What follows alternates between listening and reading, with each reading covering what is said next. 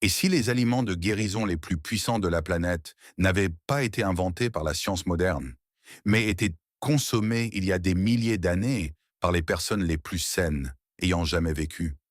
La plupart des gens n'ont aucune idée que, pendant que nous comptons les calories et poursuivons la dernière tendance en matière de régime, la Bible prescrivait déjà des aliments spécifiques dont la science prouve aujourd'hui qu'ils peuvent combattre les maladies, réduire l'inflammation et transformer votre santé au niveau cellulaire. Ce ne sont pas seulement des symboles spirituels, ce sont des concentrés nutritionnels appuyés par de réelles recherches cliniques. Et aujourd'hui, je vais vous en présenter 20 qui changeront à jamais votre façon de manger et de guérir. Restez avec nous car le numéro 13 de cette liste était si rare et précieux à l'époque biblique que les rois l'échangeaient littéralement comme une monnaie. Et les nutritionnistes disent aujourd'hui que c'est l'un des aliments les plus denses en nutriments jamais étudiés. Et le numéro 20 était appelé le don de Dieu dans les Écritures anciennes. Et les oncologues modernes sont stupéfaits par ce qu'il fait aux cellules cancéreuses. Si vous voulez une sagesse ancienne soutenue par la science moderne, livrée directement chez vous chaque semaine, cliquez sur le bouton d'abonnement dès maintenant car vous ne voulez pas manquer ce qui arrive.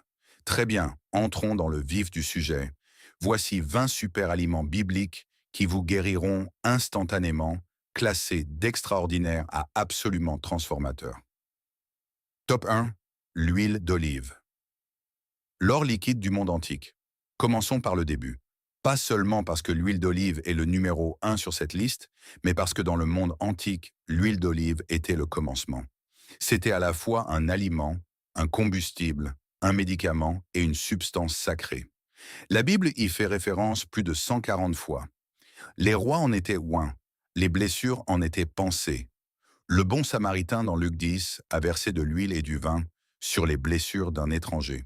Ce n'était pas un hasard, c'était de la médecine. Et voici ce que dit la science moderne.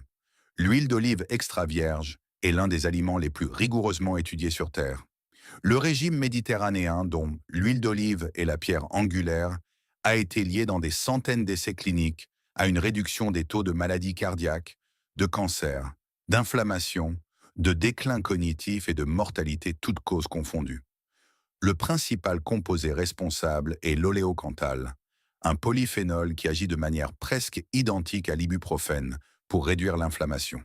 Mais l'huile d'olive ancienne n'était pas le produit raffiné et traité thermiquement que beaucoup de gens achètent aujourd'hui. L'huile d'olive pressée à froid, non filtrée et fraîchement récoltée, est un aliment vivant regorgeant d'antioxydants, de vitamines E et de graisses monoinsaturées saines que le corps reconnaît et utilise immédiatement. Voici l'usage traditionnel. Une cuillère à soupe d'huile d'olive extra vierge de qualité prise quotidiennement, utilisée généreusement en cuisine et appliquée localement pour les affections cutanées et la cicatrisation des plaies. Les gens de la Bible ne prenaient pas de compléments alimentaires. Ils en versaient surtout. Top 2. Le miel brut, l'antimicrobien du ciel. Le miel et le lait sont sous ta langue, dit le Cantique des Cantiques. Mange du miel car il est bon, dit le livre des Proverbes. Jonathan trempe son bâton dans le miel et ses yeux s'éclaircissent. Ce n'est pas une coïncidence poétique. La Bible présente systématiquement le miel comme un aliment qui donne de la force, de la clarté et de la vie. Le miel brut est l'un des antimicrobiens naturels les plus puissants jamais étudiés. Des essais cliniques ont confirmé qu'il peut tuer des bactéries résistantes aux antibiotiques, y compris le SARM, car il crée du peroxyde d'hydrogène au contact des tissus, possède un pH bas qui tue les agents pathogènes et contient une protéine appelée défensine 1 qui détruit activement les bactéries.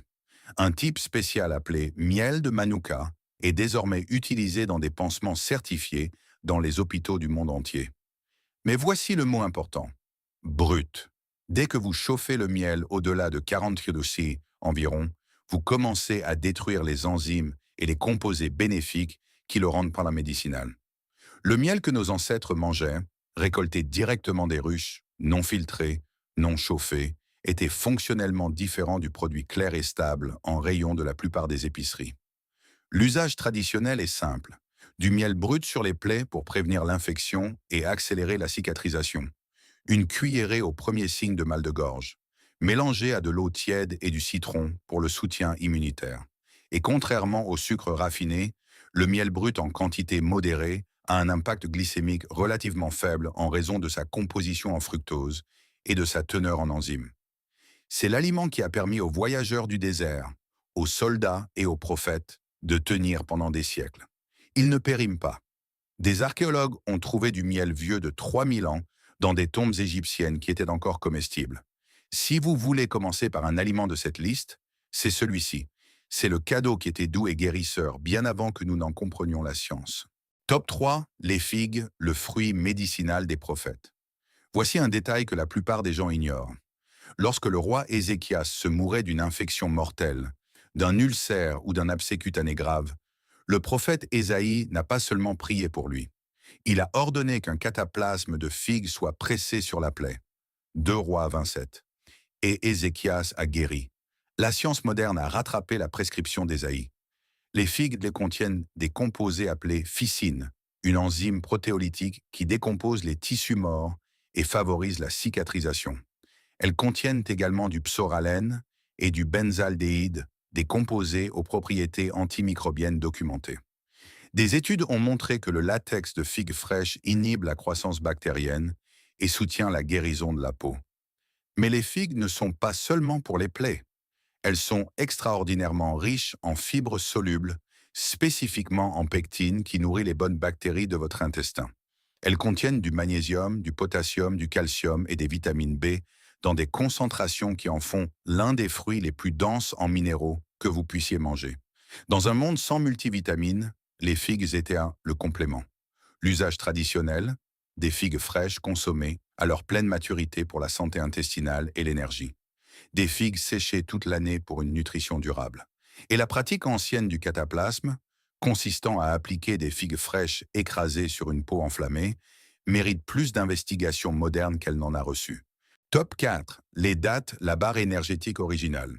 Si vous étiez un soldat, un marchand ou un pèlerin traversant l'ancien Moyen-Orient, les dattes vous maintenaient en vie. Denses en calories, naturellement stables, riches en minéraux et en sucre rapide, les dattes sont l'aliment de survie original. Le palmier dattier était mentionné plus que tout autre arbre fruitier dans la Bible et le Coran réunis. Il n'était pas célébré pour sa beauté. Il était célébré parce qu'il nourrissait les gens. Les dattes contiennent des sucres naturels, du glucose et du fructose qui pénètrent rapidement dans le sang et fournissent une énergie rapide. Mais contrairement aux sucres raffinés, elles sont accompagnées de fibres, de magnésium, de potassium, de cuivre, de manganèse et de vitamine B. Des études montrent que les dattes peuvent améliorer les niveaux de fer, soutenir la densité osseuse et semblent même avoir des avantages pour le travail chez les femmes enceintes. Plusieurs essais cliniques ont révélé que les femmes ayant consommé des dattes au cours des dernières semaines de grossesse avaient des accouchements nettement plus rapides et plus fluides. Les dattes contiennent également des polyphénols et des antioxydants qui réduisent l'inflammation et protègent contre le stress oxydatif. Les tanins des dattes ont des propriétés antimicrobiennes. Même les noyaux étaient broyés et utilisés médicalement dans la médecine arabe traditionnelle. L'usage traditionnel est presque embarrassant de simplicité. Mangez-les. 3 à 5 dattes comme source d'énergie rapide, comme édulcorant naturel en cuisine ou pour rompre un jeûne. Il y a une raison pour laquelle le jeûne du Ramadan est traditionnellement rompu avec des dattes. Le corps les absorbe rapidement et en douceur après une période sans nourriture. Top 5. Les grenades, le roi des antioxydants. La grenade apparaît dans la loi mosaïque, dans l'ornementation du temple et tout au long de la poésie des Écritures comme un symbole d'abondance, de beauté et de vie. Il y avait 200 grenades sculptées sur les colonnes du temple de Salomon. Ce n'était pas de la décoration. C'était une déclaration sur ce que ce fruit signifiait, et la science moderne des antioxydants en est fascinée. Les grenades contiennent un composé appelé punicalagine, que l'on ne trouve presque nulle part ailleurs dans la nature, qui se décompose en urolitine dans l'intestin. Des composés qui ont montré des effets anti-inflammatoires, remarquables et même des effets anticancéreux, potentiels dans la recherche. Le jus de grenade a montré dans des essais cliniques qu'il réduisait la pression artérielle, abaissait l'oxydation du LDL, améliorait la santé artérielle et réduisait les marqueurs d'inflammation comme la CRP. Le jus et les graines regorgent de polyphénol à des concentrations qui dépassent le vin rouge, le thé vert et les myrtilles. Et l'écorce, que la plupart des gens jettent, est encore plus concentrée médicalement. Les guérisseurs traditionnels du Moyen-Orient utilisaient le thé d'écorce de grenade pour la diarrhée, les parasites intestinaux et les affections intestinales inflammatoires. L'usage traditionnel, manger les graines fraîches, boire le jus fraîchement pressé ou utiliser l'écorce séchée, infusée dans de l'eau chaude comme thé pour les infections intestinales. Le fruit entier, et pas seulement l'extrait de jus et les compléments, fournit tout le spectre des composés, de la manière dont le corps a évolué pour les recevoir. Les grenades sont plus lentes à manger que la plupart des fruits. Extraire ces graines semblables à des joyaux demande un effort. Mais c'est peut-être là une partie de l'intérêt. Les choses les plus précieuses du monde antique exigeaient du travail, et ce fruit récompense l'effort par quelque chose que la pharmacologie moderne essaie encore de comprendre pleinement. Top 6. Les lentilles. L'aliment des prophètes et des pauvres. L'histoire de lentilles est la plus célèbre de la Bible, est une mise en garde. Ésaü échange son droit d'aînesse contre un bol de ragoût de lentilles rouges. Cela semble extrême jusqu'à ce que l'on réalise que dans le monde antique, les lentilles n'étaient pas une nourriture de paysans. C'était une nourriture de survie, dense, rassasiante, stable pendant des années, une fois séchée, et nutritionnellement extraordinaire. Les lentilles sont l'une des sources végétales de protéines les plus élevées, environ 18 grammes par tasse cuite, ainsi que du fer, des folates, du zinc, du magnésium et du potassium. Elles étaient la nourriture des soldats, des ouvriers et des prophètes car elles fournissaient ce que le travail pénible exigeait: énergie durable, réparation musculaire et reconstitution des minéraux. La science nutritionnelle moderne confirme que les lentilles ont un indice glycémique remarquablement bas malgré leur teneur en glucides, ce qui signifie qu'elles fournissent une énergie stable sans pic de glycémie. Leur teneur élevée en fibres nourrit les bactéries intestinales et réduit le cholestérol. Des études montrent que la consommation régulière de légumineuses est l'un des prédicteurs les plus forts d'un vieillissement en bonne santé. Dans la recherche démographique, les communautés du monde entier qui vivent le plus longtemps consomment systématiquement de grandes quantités de légumineuses. La préparation traditionnelle impliquait le trempage, une cuisson lente avec des herbes aromatiques comme le cumin et la coriandre, et un service avec de l'huile d'olive. Ce n'est pas seulement une tradition culinaire. Le trempage et la cuisson des lentilles réduisent les antinutriments comme l'acide phytique qui peuvent interférer avec l'absorption des minéraux, rendant leur nutrition bien plus biodisponible. Top 7. L'orge, l'humble grain qui a survécu à tout. L'orge n'est pas glamour. C'était la nourriture des pauvres, des soldats en campagne, des marins en mer. Quand Jésus a multiplié les pains et les poissons pour 5000 personnes dans Jean 6, ces pains étaient des pains d'orge. L'orge était le grain des gens ordinaires. Et il s'avère que les gens ordinaires mangeaient l'un des grains les plus favorables à l'intestin jamais étudié. L'orge contient la plus forte concentration de bêta-glucane de toutes les céréales, un type de fibre soluble dont il a été prouvé de manière si convaincante qu'il abaisse le cholestérol et stabilise la glycémie que la FDA autorise une allégation de santé sur les produits alimentaires en contenant. Le bêta-glucane forme un gel dans l'intestin qui ralentit l'absorption du glucose, réduit le cholestérol LDL, nourrit les bactéries bénéfiques et améliore la fonction immunitaire. L'orge a également un indice glycémique plus bas que le blé ou le riz, ce qui signifie qu'elle fournit une énergie durable sans coup de barre. Des études montrent qu'elle surpasse l'avoine, déjà considérée comme un aliment sain pour le cœur, dans ses effets sur la glycémie postprandiale. Pour une céréale qui ne coûte presque rien et pousse dans presque tous les climats, c'est un aliment extraordinaire. La préparation traditionnelle était simple: de l'orge entière cuite en bouillie ou moulue en galette. L'orge perlée, dont l'enveloppe extérieure a été retirée, est plus disponible aujourd'hui, mais l'orge mondée conserve davantage de ses fibres et de sa nutrition. Même perlée, elle reste l'une des meilleures sources de glucides que vous puissiez manger. Top 8. Les blés anciens, Incorn et Emmer. Pas le blé que vous imaginez. Voici une distinction importante qui change tout. Quand la Bible parle de blé, elle ne parle pas du blé de consommation moderne. Elle parle de variétés anciennes, principalement l'engrain, einkorn, et l'amidonier, Emmer, qui sont génétiquement, structurellement et nutritionnellement complètement différents du blé nain qui remplit les pains et pâtes modernes. Le blé moderne a été développé au milieu du XXe siècle pour maximiser le rendement à l'hectare. Il a réussi spectaculairement cet objectif, mais ce faisant, il a créé une céréale avec une structure de gluten radicalement différente, une teneur en amidon plus élevée et moins de micronutriments que ses ancêtres. L'engrain, par contraste, possède 14 chromosomes contre 42 pour le blé moderne. Il possède un type de gluten que beaucoup de personnes réagissant au blé moderne tolèrent sans problème. Il contient plus de protéines, plus de bêta-carotène, de lutéine, de riboflavine et d'antioxydants par portion. Des études sur l'engrain montrent que son amidon est digéré plus lentement, produisant une réponse glycémique plus faible. Sa teneur en antioxydants est nettement plus élevée. Et parce qu'il n'a pas été sélectionné pour un développement maximal du gluten, sa pâte se comporte différemment. Il donne un pain plus dense et plus nutritif, qui était la norme dans tout le monde antique. La préparation traditionnelle était le levain à fermentation lente, qui décompose davantage les protéines de gluten et l'acide phytique, rendant le grain plus facile à digérer et ses minéraux plus assimilables. Le pain ancien n'était pas une miche blanche raffinée. Il était dense, sombre et composé de grains entiers. Vous pouvez trouver de la farine d'engrain aujourd'hui.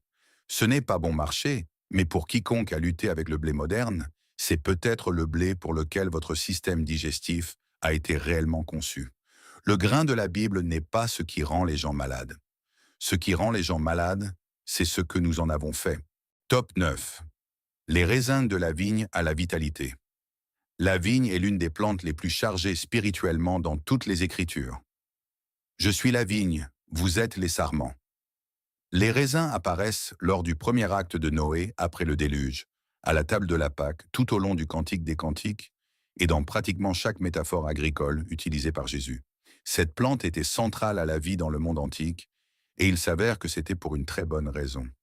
Les raisins frais, les raisins secs et le jus de raisin contiennent tous du resveratrol, de la quercétine et des anthocyanes, des polyphénols qui ont été largement étudiés pour leurs effets sur la santé cardiovasculaire, l'inflammation et même la longévité.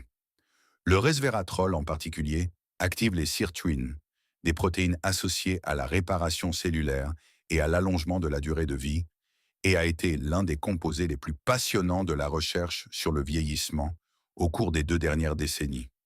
La peau et les pépins de raisin contiennent la plus forte concentration de ces composés. Les raisins frais entiers, consommés avec la peau, fournissent des fibres, du potassium, de la vitamine C et de la vitamine K aux côtés de ces polyphénols. Les raisins secs concentrent les sucres et les minéraux, mais perdent certains composés volatiles. Chaque forme a sa place. L'usage traditionnel dans l'ancien Moyen-Orient consistait à consommer des raisins frais en saison, des raisins secs toute l'année, pour une énergie durable et une nutrition portable, et des feuilles de vigne utilisées comme enveloppes alimentaires et médicalement pour les conditions inflammatoires, une pratique encore courante dans la cuisine méditerranéenne aujourd'hui. Top 10. Le vin avec modération. La médecine ancienne. Soyons prudents ici car celui-ci demande de la nuance. La Bible ne loue pas universellement le vin. Elle met également en garde contre les excès, mais elle traite le vin utilisé avec sagesse et modération comme un médicament. Fais usage d'un peu de vin à cause de ton estomac, dit Paul à Timothée dans 1 Timothée 5, 23. Le bon samaritain verse du vin sur les blessures d'un comme antiseptique. Ce n'était pas une métaphore. Le vin dilué, tel que le monde antique le consommait largement, possède de réelles propriétés antimicrobiennes. Des études ont montré que le vin à des concentrations modérées tue les agents pathogènes intestinaux courants, y compris E. coli et la salmonelle, plus efficacement que la même quantité d'alcool pur. Dans un monde sans traitement de l'eau, une petite quantité de vin mélangé à l'eau était réellement protectrice. Et les polyphénols du vin rouge, particulièrement le resveratrol et les pro-anthocyanidines des peaux de raisin, font l'objet de décennies de recherches cardiovasculaires. Le soi-disant paradoxe français, de faible taux de maladie cardiaque malgré une alimentation riche, a été en partie attribué à la consommation de vin rouge. Des études contrôlées montrent qu'une consommation modérée de vin rouge est associé à une amélioration du cholestérol HDL et à une réduction de l'agrégation plaquettaire. L'expression clé est la modération. Un petit verre de vin rouge de qualité avec un repas dans le cadre d'une alimentation complète. La façon dont les gens buvaient réellement dans le monde biblique, dilué avec de la nourriture au sein de la communauté, est une chose très différente de ce à quoi ressemble la culture moderne de l'alcool. C'est l'un de ces aliments où le contexte de consommation compte autant que l'aliment lui-même. Utilisé de la manière décrite par les Écritures, avec parcimonie, à dessein comme médicament, il a sa place sur cette liste. Utilisé sans précaution, il ne l'a pas. Très rapidement, je veux faire une pause ici car beaucoup de gens demandent « Tout cela est génial. Mais où puis-je réellement trouver ces produits? Les vraies versions, pas les versions diluées des supermarchés. » C'est la bonne question, et elle importe plus que la plupart des gens ne le réalisent. Car voici le problème. Une grande partie de ce qui est vendu aujourd'hui sous ces noms n'est pas réellement ce dont parlait la Bible. La plupart des huiles d'olive commerciales sont coupées avec des huiles de graines bon marché et ne sont jamais pressées à froid. La plupart des miels sont chauffés, filtrés et dépouillés de leurs enzymes. C'est essentiellement du sirop sucré. Et si vous voulez cultiver vos propres aliments bibliques à partir de graines, bonne chance pour trouver des variétés anciennes dans une grande jardinerie. J'ai donc fait les recherches, j'ai trouvé les sources en lesquelles j'ai réellement confiance et je les ai toutes liées dans la description ci-dessous. Maintenant, revenons à la liste, car nous arrivons à ceux qui vont véritablement vous surprendre. Top 11. Le poisson l'alliance des oméga 3. Le poisson est partout dans les évangiles. Les disciples étaient bons des pêcheurs. Les multiplications miraculeuses impliquaient du poisson. Jésus a mangé du poisson après la résurrection pour démontrer sa présence physique. Ce n'était pas une coïncidence. Dans la culture de l'Israël côtier du 1er siècle, le poisson était la principale source de protéines pour la plupart des gens. Et il s'avère que c'était peut-être l'un des choix alimentaires les plus importants jamais faits. Les poissons gras, les sardines, les anchois et le tilapia de la mer de Galilée figurent parmi les sources les plus riches en acides gras oméga 3, particulièrement l'EPA et le DHA, sur la planète. Ce sont des graisses essentielles que le corps ne peut pas fabriquer, elles doivent provenir de l'alimentation. Le DHA constitue une partie importante des membranes des cellules cérébrales. L'EPA a de puissants effets anti-inflammatoires dans tout le corps. La recherche sur les oméga 3 est l'une des plus solides de toute la science nutritionnelle. La consommation régulière de poissons est associée à des taux considérablement plus bas de maladies cardiovasculaires, de dépression, de déclin cognitif, de conditions inflammatoires et de mortalité toutes causes confondues. Les populations qui mangent régulièrement du poisson, les communautés côtières méditerranéennes, les villages de pêcheurs japonais, surpassent systématiquement leurs homologues de l'intérieur des terres en termes de santé. Et les poissons du monde biblique étaient mangés entiers, simplement grillés sur du charbon de bois comme Jésus les a préparés dans Jean 21. Pas de panure, pas de transformation, pas de friture à l'huile de graine qui oblitère la teneur en oméga 3. La nutrition était préservée car la préparation était simple. 2 à 3 portions de poisson gras par semaine, c'est ce que recommandent les directives de santé modernes. Les gens des évangiles en mangeaient parce que c'était ce qu'ils avaient. Il se trouve qu'ils avaient l'un des aliments les plus puissants pour promouvoir la santé sur Terre. Parfois, les régimes les plus simples étaient les plus sages. Top 12. Le lait de chèvre. Le probiotique de la terre promise. Le pays où coule le lait et le miel ne coulait pas de lait de vache pasteurisé, homogénéisé et enrichi en vitamine D. Il coulait du lait de chèvre, un aliment fondamentalement différent que l'intestin humain gère très différemment. Le lait de chèvre possède des globules gras plus petits et une structure protéique différente de celle du lait de vache. Sa protéine principale est la caséine A2, plutôt que la caséine A1 présente dans la plupart des laits de vache commerciaux, ce que de nombreux chercheurs estiment être mieux toléré par la digestion humaine. Les particules de graisse du lait de chèvre sont naturellement homogénéisées. Elles ne se séparent pas et ne nécessitent même pas de traitement industriel. Et le lait de chèvre frais, produit traditionnellement, est riche en bactéries bénéfiques, des probiotiques naturels qui soutiennent la santé intestinale.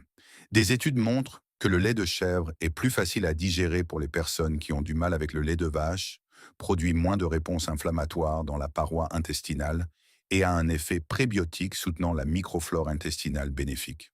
Sa teneur en minéraux, calcium, phosphore, magnésium, est hautement biodisponible.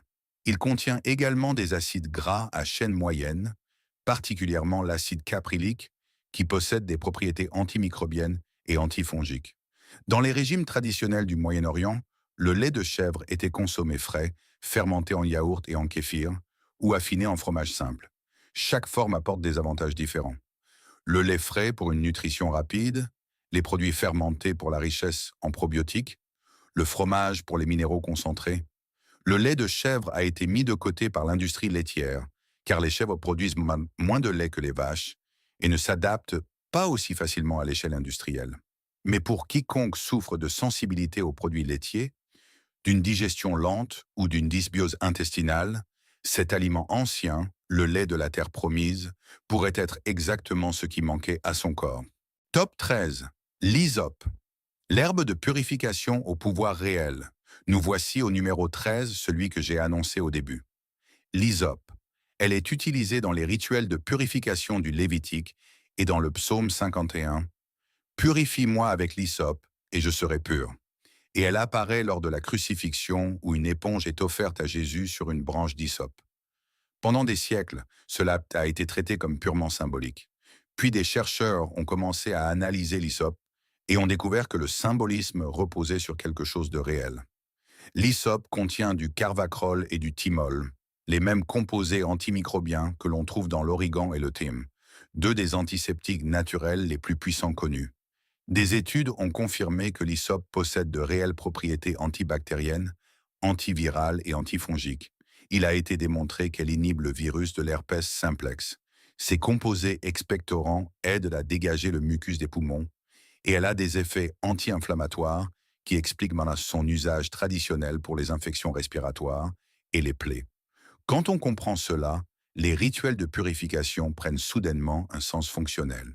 Si vous utilisiez l'hysope pour nettoyer, pour essuyer des surfaces, pour asperger des personnes et des objets après une maladie, vous appliquiez en réalité un véritable agent antimicrobien.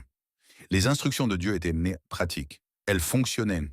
L'usage traditionnel inclut le thé d'hysope pour les infections respiratoires, la toux et la bronchite, la teinture d'hysope comme antiseptique local et la plante fraîche utilisée en cuisine comme herbe aromatique similaire au thym. Le goût est fort et légèrement amer, une caractéristique de nombreuses herbes médicinales qui indiquent la présence de composés actifs. L'hysope a été oublié par la médecine herboriste grand public, reléguée au rang d'herbe décorative de la Bible. Mais la science est claire. Cette petite plante faisait un travail réel dans le monde antique, et elle le peut encore. Top 14. Le cumin mentionné par Jésus lui-même. C'est la seule épice de cette liste spécifiquement nommée par Jésus. Dans Matthieu 23, il critique les pharisiens pour avoir payé scrupuleusement la dîme même sur leurs herbes, la menthe, l'âneth et le cumin, tout en négligeant la justice et la miséricorde. Le fait que le cumin faisait l'objet de la dîme vous indique sa valeur. On ne donne la dîme que sur des choses de réelle valeur. Le cumin est utilisé médicalement depuis au moins 4000 ans à travers le Moyen-Orient, l'Inde et l'Afrique du Nord pour la digestion, la glycémie et les infections. Et la recherche moderne a confirmé chacun de ces usages traditionnels. Le cumin contient un composé appelé cuminaldéhyde qui a démontré des effets antimicrobiens contre un large éventail de bactéries et de champignons. Des études montrent que le cumin peut abaisser la glycémie à jeun et améliorer la sensibilité à l'insuline chez les personnes atteintes de diabète de type 2. Il stimule la production de bile et l'activité des enzymes digestives, réduisant les ballonnements et améliorant l'absorption des nutriments. Et c'est une source importante de fer. 3 grammes de cumin fournissent d'environ 20% des besoins quotidiens en fer. Plus intéressant encore, le cumin a montré des preuves préliminaires dans des études animales de propriétés anticancéreuses et d'effets protecteurs de la mémoire. Le monde antique l'utilisait massivement et intuitivement. La science moderne confirme méthodiquement pourquoi. L'usage traditionnel est simple. Cumin moulu en cuisine, graines de cumin grillées dans le pain et les ragoûts, ou thé de cumin pour les troubles digestifs. C'était à la fois un aliment quotidien et un médicament dans les foyers bibliques. Le fait que Jésus y ait fait référence dans son enseignement n'était pas un hasard. Dans le monde antique, même un petit jardin d'herbes aromatiques contenait de véritables médicaments. Top conseil Cummings. La coriandre. L'herbe détox cachée dans le pain. Quand Dieu a fourni la manne dans le désert, l'Écriture la décrit ainsi. Elle ressemblait à de la graine de coriandre. Elle était blanche. Qu'il s'agisse d'une identification botanique précise ou d'une description comparative, la graine de coriandre apparaît dans l'histoire alimentaire la plus miraculeuse de toute la Bible. Ce n'est pas rien. La graine de coriandre, le fruit séché de la plante de coriandre, possède une riche histoire médicinale à travers les cultures égyptiennes, persanes et israélites. On en a trouvé dans le tombeau de Toutankhamon.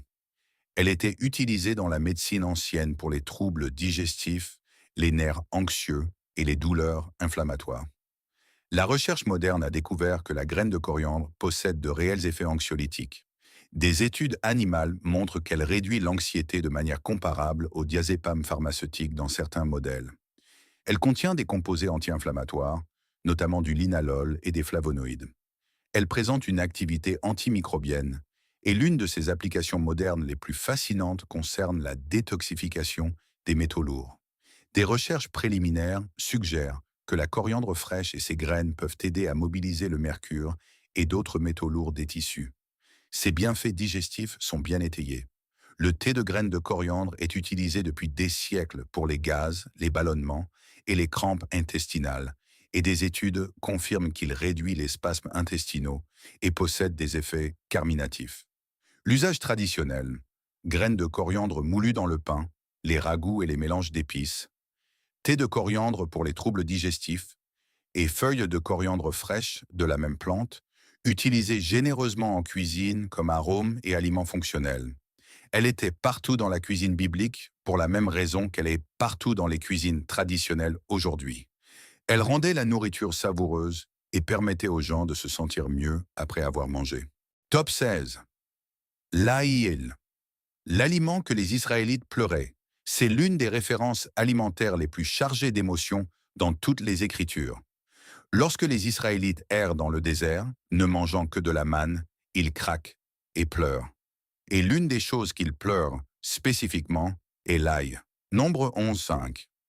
Nous nous souvenons des poissons que nous mangions en Égypte et qui ne nous coûtaient rien, des concombres, des melons, des poireaux, des oignons et de l'ail.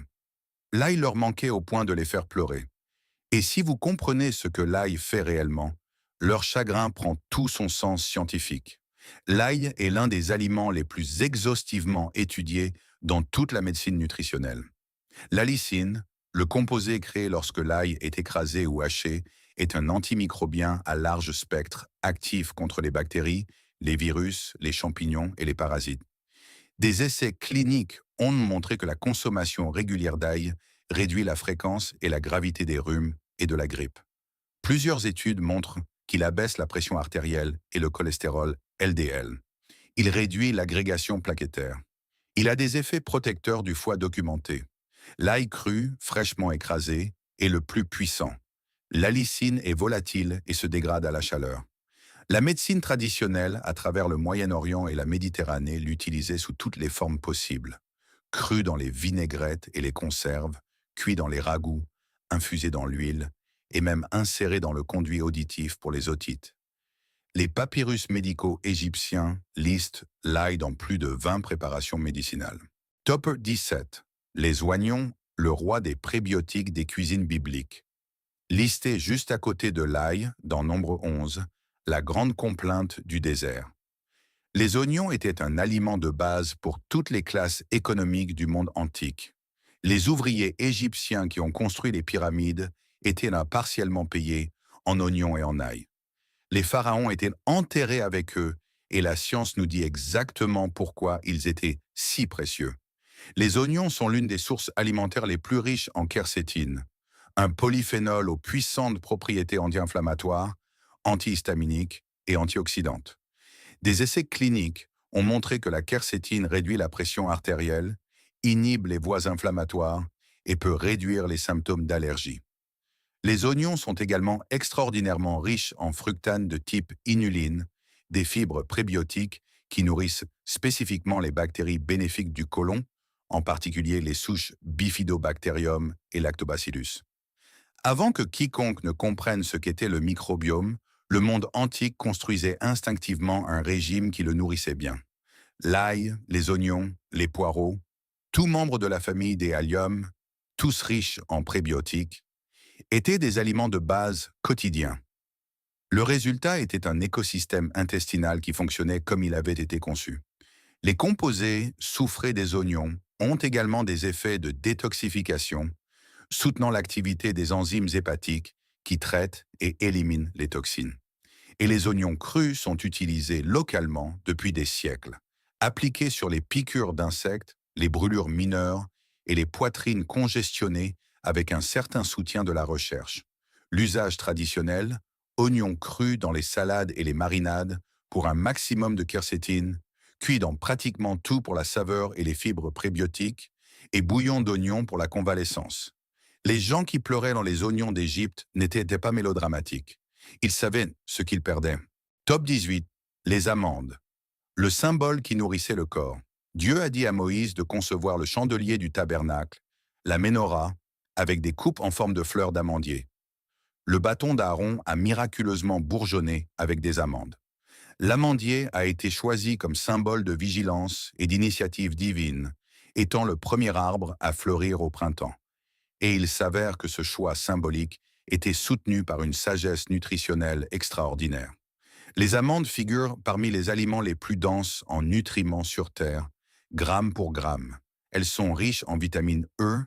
Une once fournit environ 37% des besoins quotidiens sous forme d'alpha-tocophérol, un antioxydant liposoluble qui protège les membranes cellulaires des dommages oxydatifs.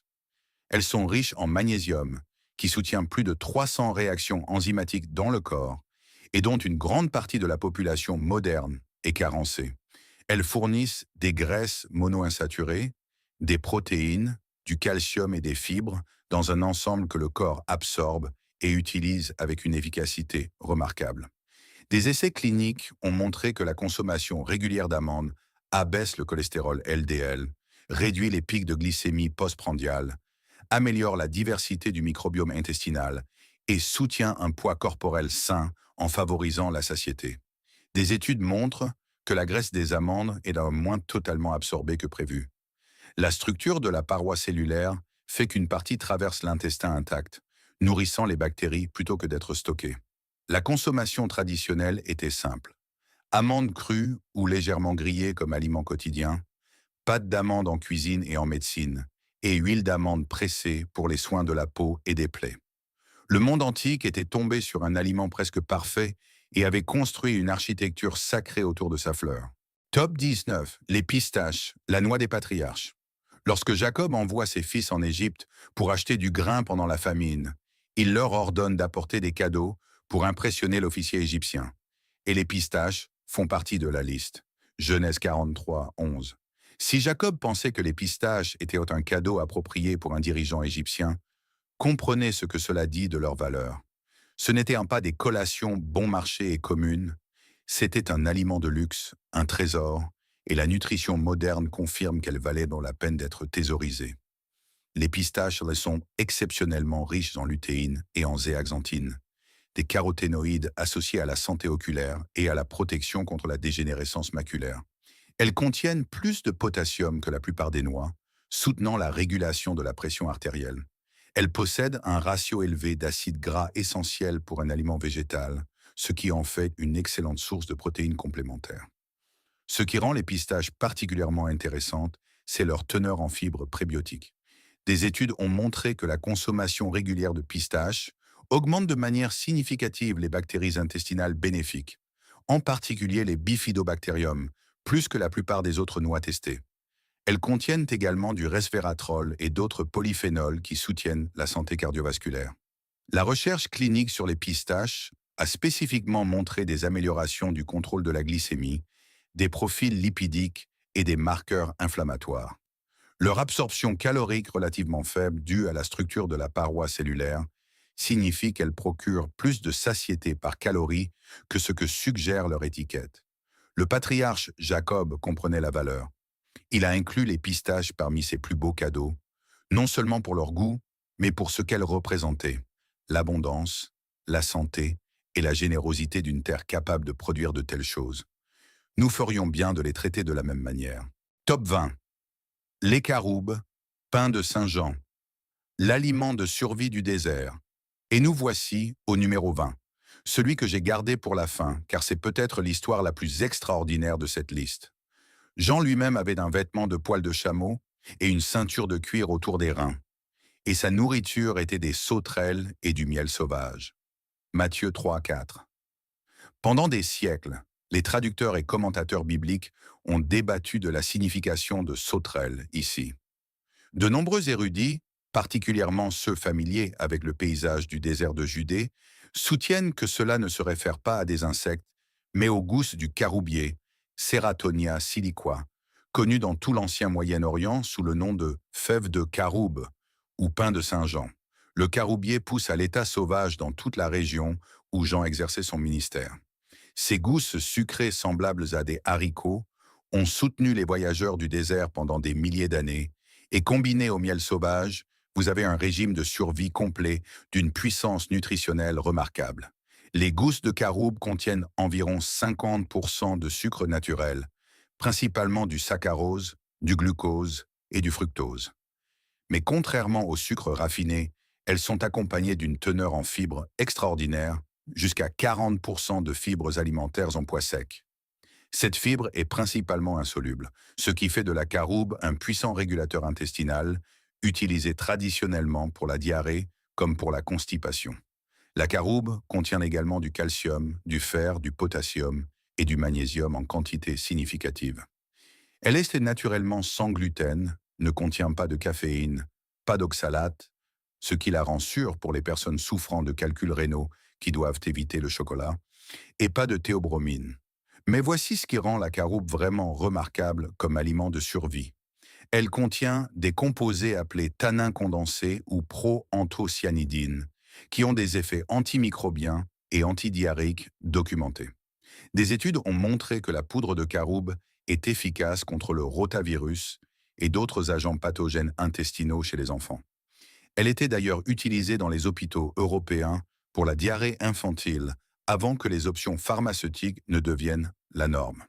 Les tanins de la caroube se lient également aux protéines et ralentissent la digestion, modérant l'absorption du glucose et fournissant cette énergie à combustion lente qui a soutenu un prophète dans le désert pendant des années. L'usage traditionnel, gousses de caroube mangées crues comme aliment sucré et moelleux, farine de caroube utilisée dans le pain et la bouillie, et sirop de caroube comme édulcorant et médicament pour les affections respiratoires.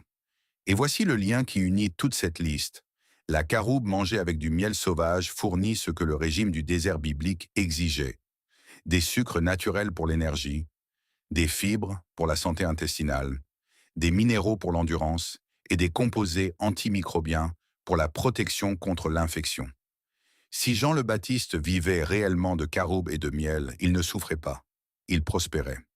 Il mangeait deux des aliments les plus puissants médicalement du monde antique, pendant que tous les autres, dans la civilisation, prenaient des repas élaborés et s'affaiblissaient. Parfois, le régime du désert est le régime de la sagesse. Parfois, l'aliment que l'on oublie est celui qui mérite le plus qu'on s'en souvienne. 20 aliments, des milliers d'années d'utilisation. Des siècles de sagesse accumulés que nous avons failli jeter dans la précipitation de remplacer tout ce qui est naturel par quelque chose de manufacturé. Voici ce que je veux que vous reteniez de tout cela. Les personnes qui ont écrit ces textes anciens n'étaient pas primitives. Elles étaient observatrices. Elles prêtaient attention à ce qui les guérissait et à ce qui les soutenait, et elles ont construit leur culture, leurs rituels, leur agriculture et même leur théologie autour de ces observations. Et maintenant, la science moderne, avec ses essais cliniques, ses études en double aveugle, ses analyses biochimiques, arrive sans cesse aux mêmes conclusions.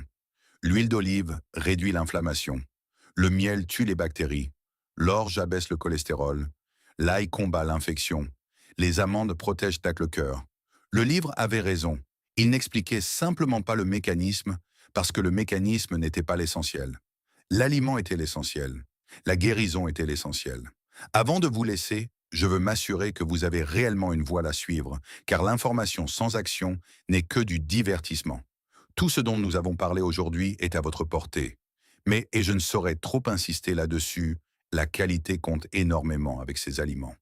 La différence entre un miel brut médicalement actif et la bouteille en forme d'ours de l'épicerie n'est pas une petite différence. C'est la différence entre un aliment qui guérit et un aliment qui a juste un goût similaire. Idem pour l'huile d'olive, idem pour les céréales anciennes, idem pour chaque article de cette liste. Voici donc ce que j'ai préparé pour vous dans la description. Pour les aliments, j'ai mis des liens vers les marques et sources spécifiques en lesquelles j'ai confiance pour les versions de la plus haute qualité de ce dont nous avons discuté aujourd'hui. Et pour les graines, si cette vidéo a allumé en vous le désir d'en cultiver vous-même, j'ai mis des liens vers les entreprises de semences anciennes que je recommande. Laissez un commentaire ci-dessous et dites-moi quel aliment vous a le plus surpris. Êtes-vous plutôt herbes médicinales, céréales anciennes ou noix et fruits? Je lis chaque commentaire. Si cette exploration des super aliments anciens a changé votre regard sur les ingrédients de votre garde-manger, abonnez-vous et aimez cette vidéo. Nous découvrons l'histoire et les secrets de santé qui sont restés cachés à la vue de tous pendant des millénaires. Cultivons ensemble un avenir plus sain. Le prochain trésor de sagesse ancienne sera révélé très bientôt.